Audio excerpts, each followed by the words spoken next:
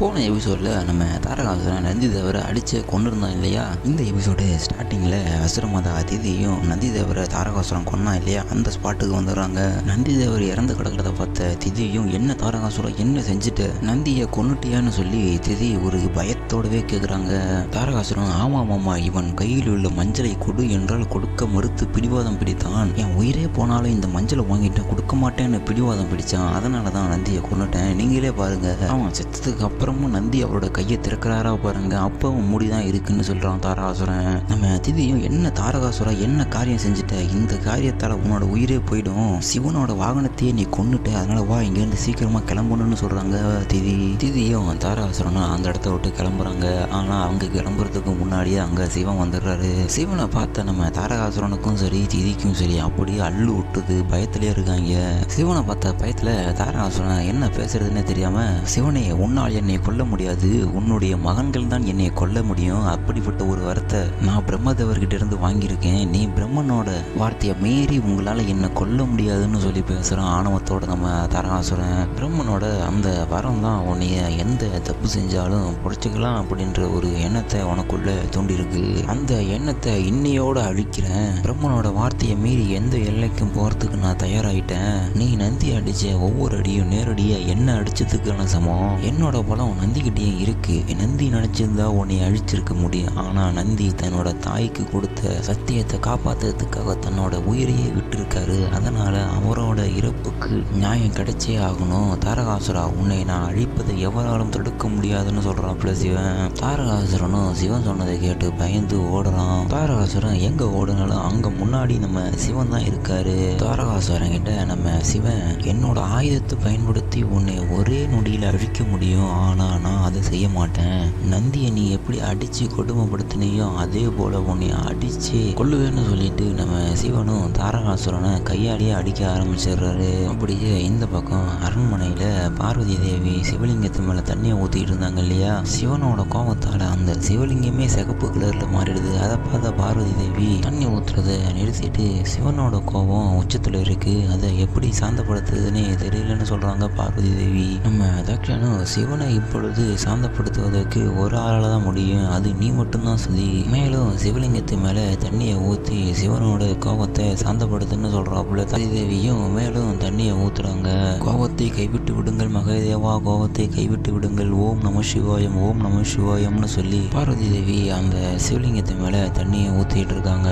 எப்படியாவது தாரகாசுரன் சிவன்கிட்ட இருந்து தப்பிச்சிடலான்னு ஓடுறான். ஆனா எங்க போனாலும் ஒரே இடத்துக்கு வர மாதிரி தான் இருக்கு தாரகாசுரனுக்கு. ஒரு கட்டத்துக்கு மேல ஓடவும் முடியாது ஒளியவும் முடியாதுன்றதை புரிஞ்சுக்கிட்டே தாரகாசுரன் சிவனோட காலில் விழுந்து என்னை மன்னித்து விடுங்கள் இறைவா, என்னை மன்னித்து விடுங்கள், நான் பெரிய தவறு செய்து விட்டேன், என்னை மன்னித்து விடுங்கள்னு சொல்லி மன்னிப்பு கேட்குறான் தாரகாசுரன். நம்ம சிவனும் உன்னோட பாவம் மன்னிக்க முடியாதுன்னு சொல்லிட்டு தாரகாசுரனை மீண்டும் அடிக்க ஆரம்பிக்கிறாரு. அப்படியே இந்த பக்கம் கைலாயத்துல சிவகணங்கள் எல்லாம் நாராயணர்கிட்ட இறைவா எப்படியாவது மகாதேவரின் கோபத்தை சாந்தப்படுத்துங்கள், இல்லை என்றால் மகாதேவரின் கோபம் இந்த உலகையே அழித்து விடும்னு சொல்றாங்க நம்ம சிவகணங்கள் எல்லாம். நம்ம நாராயணரும் சிவனோட கோபத்தை நம்ம பார்வதி தேவியால மட்டும்தான் குறைக்க முடியும்னு சொல்றாப்புல. இந்த பக்கம் பார்வதி தேவியும் சிவலிங்கத்து மேல தண்ணீரை ஊத்தி சிவனோட கோபத்தை குறைக்க முயற்சி செஞ்சுட்டு இருந்தாங்க இல்லையா. சிவனோட கோபம் அதிகரிக்க அதிகரிக்க அந்த சிவலிங்கம் முழுக்க சிகப்பு நிறமா மாறுது. சிவனோட கோபம் அதிகரிக்குது, எப்படியாவது நம்ம சிவனோட கோபத்தை தனிச்சே ஆகணும்னு சொல்லிட்டு தண்ணீரை ஊத்துறாங்க. பார்வதி தேவியும் தண்ணீரை ஊத்த ஊத்த அந்த தண்ணீர் எல்லாம் சிவலிங்கத்து மேல பட்டு கீழே போகாம ஆவியா மாறி மேலே போறத பார்த்த பார்வதி தேவி இன்னும் அதிர்ச்சி ஆகுறாங்க. சிவனோட கோபம் அதிகரிக்குதுன்றத நினைச்சு சிவனோட கோபத்தை இது போல நீராடி தணிக்க முடியாது, சிவனோட கோபத்தை தணிக்க நாம வேற ஒரு வழியை தான் கண்டுபிடிச்சாகணும்னு சொல்றாங்க பார்வதி தேவி. நம்ம தக்ஷன் அது என்ன வழி, மகாதேவன் ஏன் கோபமா இருக்காருன்னே நமக்கு தெரியலையேன்னு சொல்லி கேட்கறாப்புல தக்ஷன். இந்த மாதிரியான சூழ்நிலையில உதவுறதுக்கு நமக்கு ஒருத்தர் இருக்காருன்னு சொல்லிட்டு பார்வதி தேவி நான் உங்களை அன்போடு அழைக்கிறேன், சிவனோட கோபத்தை நீங்க தான் தணிக்கணும்னு சொல்லிட்டு வேண்ட ஆரம்பிக்கிறாங்க. ஏதோ ஒரு இடத்துல யாரோ தியானம் செஞ்சுக்கிட்டு இருக்கிறத காமிக்கிறாங்க. புது கேரக்டரா இருக்கும் போல. நம்ம பார்வதி தேவி அவரை நோக்கி வேண்டினது அவர் தெரிஞ்சுக்கிட்டு தேவின்னு சொல்லி அழைக்க, இந்த பக்கம் பார்வதி தேவி அம்மா நான் வேண்டினது அவருக்கு தெரிஞ்சிருச்சு, அவருக்கு கேட்டுருச்சு, அவர் நமக்கு உதவி செய்வார்னு சொல்றாங்க பார்வதி தேவி.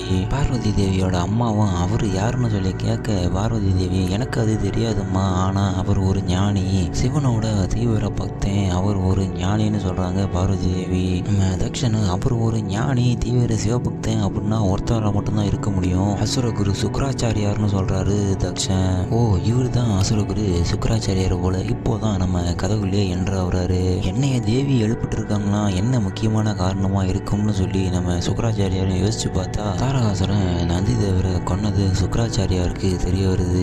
சுக்கராச்சாரியாரும் தாரகாசுரா நீ பெரிய தவறு செஞ்சுட்டேன்னு சொல்றாரு. அப்படியே இந்த பக்கம் நம்ம சிவன் ஜட்டாமுடியெல்லாம் அவிழ்த்து விட்டு சரியான கோபத்தின் உச்சத்திலேயே நம்ம தாரகாசுரனை தாக்கிட்டு இருக்காரு சிவன். நம்ம தாரகாசுரனும் நம்ம சிவன் கிட்ட என்னை மன்னித்து விடுங்கள் மகாதேவா, என்னை மன்னித்து விடுங்கள், நான் செய்த தவறை மன்னித்து விடுங்கள்னு சொல்லி மன்னிப்பு கேட்கிறாப்புல தாரகாசுரன். இருந்தாலும் நம்ம சிவன் உன்னால் இந்த வழியை தாங்க முடியாமல் என்னை விட்டு விடுங்கள்னு சொல்லி கெஞ்சுகிறாயே, அப்படியானால் நந்திக்கு எவ்வாறு இருந்திருக்கும்னு சொல்லி நம்ம சிவன் நந்தியோட வழியை சொல்லியே தாரகாசுரனை அடிக்க ஆரம்பிக்கிறாரு. அப்படியே இந்த பக்கம் தீதியும் நந்தியோட உடலை பார்த்துட்டு நான் என்னதான் செய்வது, என்னால் என்ன செய்ய இயலும்னு சொல்லி புலம்பிட்டு இருக்கும் போதே தூரத்துல யாரோ வர மாதிரி இருக்கு. யாருன்னு பார்த்தா நம்ம அசுரகுரு சுக்கராச்சாரியார் தான் வர்றாரு. சுக்கராச்சாரியாரை பார்த்து நம்ம திதி ஓடி போய் அவர்கிட்ட பேச நினைக்கிறாங்க. ஆனா நம்ம சுக்கராச்சாரியாரும் நிறுத்து, எல்லாம் எனக்கு தெரியும், நீயும் உன் மகனும் செய்த காரியங்கள் எல்லாம் எனக்கு தெரியும், நான் உங்களை காப்பாற்ற வரவில்லை, சிவனின் கோபத்தை தணிக்க என்னை தேவி இங்கு அனுப்பினால்னு சொல்றாரு சுக்கராஜ முனிவர். இந்த பக்கம் நம்ம சிவனும் தாரகாசுரனை முழு கோபத்தோட அடிச்சு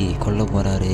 நம்ம சிவனும் தாரகாசுரா உனது மரணம் உன்னை நெருங்கி விட்டதுன்னு சொல்லி திரிசூலத்தை எடுத்து தாரகாசுரனோட நெஞ்ச பிளக்கிறதுக்கு தயாரா இருக்கும் பொழுது நிறுத்துங்கள் ஆண்டவரேன்னு சொல்லி யாரோ பின்னாடி இருந்து சொல்லுறாங்க. யாருன்னு திரும்பி பார்த்தா நம்ம நந்தி தேவர் தாங்க. எந்த ஒரு காயமும் இல்லாம மீண்டும் பழைய நிலைமையிலேயே இருக்காரு சிரிச்ச முகத்தோட. நம்ம சிவனும் நந்தியை பார்த்த மறு கணமே அவரோட கோபம் எல்லாம் பஞ்சா பறந்து போயிடுது. அங்க எரிஞ்சிட்டு இருந்த காட்டு தீயெல்லாம் அணைஞ்சு போயிடுது. அப்படியே இந்த பக்கம் பார்வதி தேவி ஒரு சிவலிங்கத்துக்கு தண்ணி ஊத்திட்டு இருந்தாங்க இல்லையா, அந்த சிவலிங்கமும் பழைய நிலைமைக்கு மாறிடுது. இந்த பக்கம் நம்ம நந்தியும் சிவனை வணங்கிட்டு ஆண்டவரே எனக்கு ஒன்றுமாகவில்லை, எனக்கு எந்த காயமும் ஏற்படவில்லை, நான் நலமாக இருக்கிறேன்னு சொல்றாரு நந்தி. நம்ம சிவனும் நந்தியை பார்த்து ரொம்ப சந்தோஷமா இருக்காரு.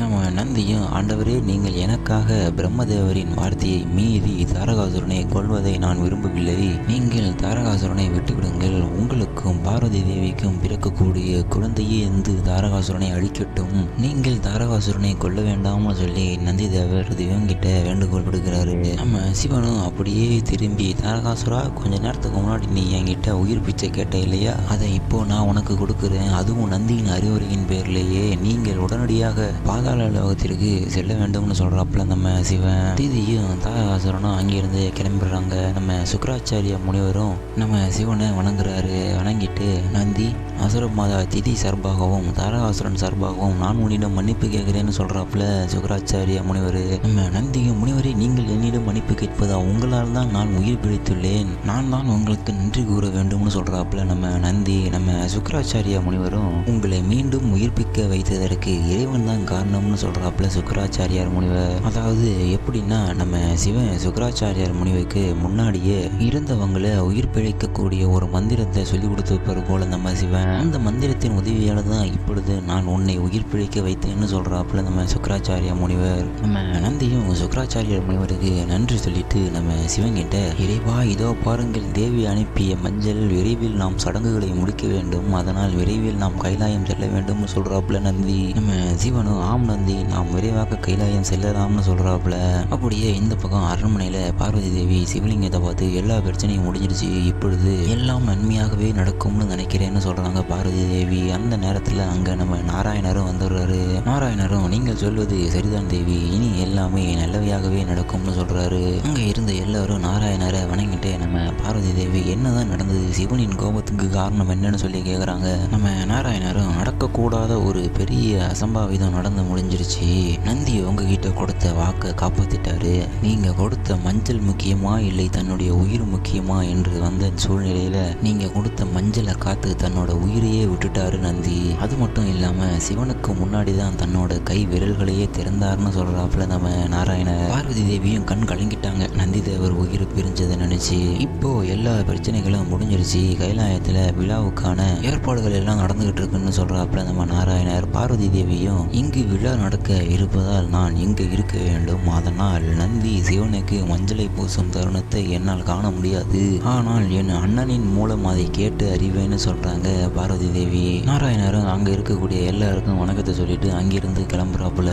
இந்த பக்கம் பார்த்தா எல்லா கடவுள்களும் எல்லா தேவர்களும் கைலாயத்துல ஒன்று கூடி நம்ம நந்தி தேவர் சிவனுக்கு மஞ்சளை பூசுறாரு. நம்ம நந்தியும் சிவனுக்கு மஞ்சளை பூசிட்டு ஹரஹர மகாதேவான்னு சொல்றாரு. நம்ம நாராயணரும் மஞ்சள் பூசும் சடங்கும் நிறைவேற்றி விட்டதுன்னு சொல்ல நம்ம நந்தியும் அடுத்து என்ன சடங்குன்னு சொல்லி கேட்கிறாரு. நம்ம சிவனும் அடுத்து திருமண ஊர்வலம் தான் நந்தி. நாளை நாம் அனைவரும் ஹிமவான் அரசர் அரண்மனைக்கு திருமண ஊர்வலமாக செல்லவிருக்கிறோம்னு சொல்றாப்புல நம்ம சிவன் சொன்ன இந்த நல்ல செய்தியை கேட்ட உடனே நந்தி தேவர் சிவகணங்கள் தேவர்கள் எல்லாரும் அங்க இருந்தவங்க எல்லாருமே சந்தோஷமா இருக்காங்க.